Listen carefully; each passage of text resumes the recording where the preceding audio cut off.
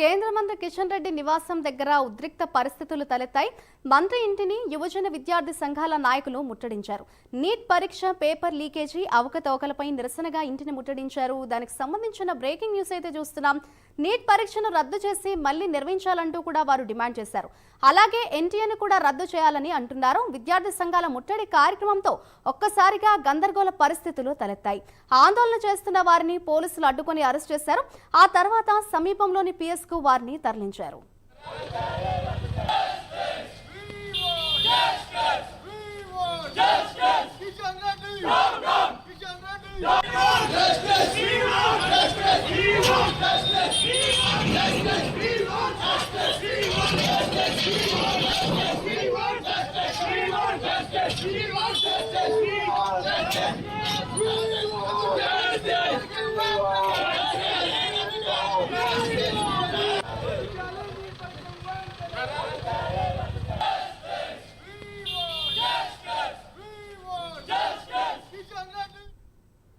కేంద్ర మంత్రి కిషన్ రెడ్డి నివాసం దగ్గర ఉద్రిక్త పరిస్థితులు తలెత్తాయి.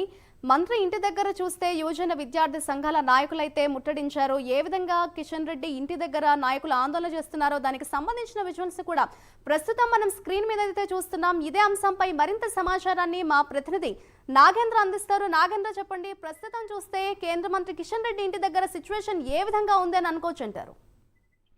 Thank you Madhuri.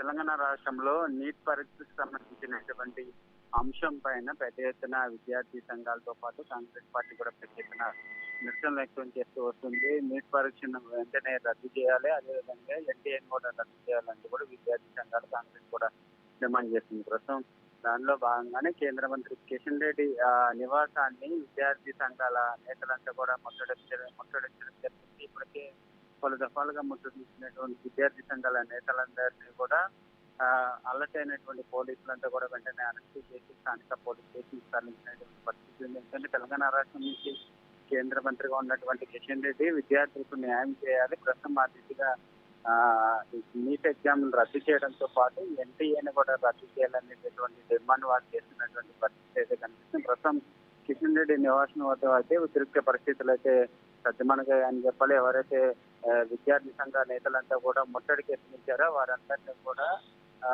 అడ్డుకుని వెంటనే అరెస్ట్ చేసినటువంటి పరిస్థితులు అయితే కనిపిస్తున్నాయని చెప్పాలి. ఎట్టి పరిస్థితుల్లో కూడా నీటి విద్యార్థులకు న్యాయం చేసే వరకు కూడా మా నిరసనలు కొనసాగుతూ ఉంటాయని కూడా విద్యార్థి సంఘాలు చెప్తున్నటువంటి పరిస్థితులు కనిపిస్తుంది చెప్పాలి మాధురి. Thank you Nagendra.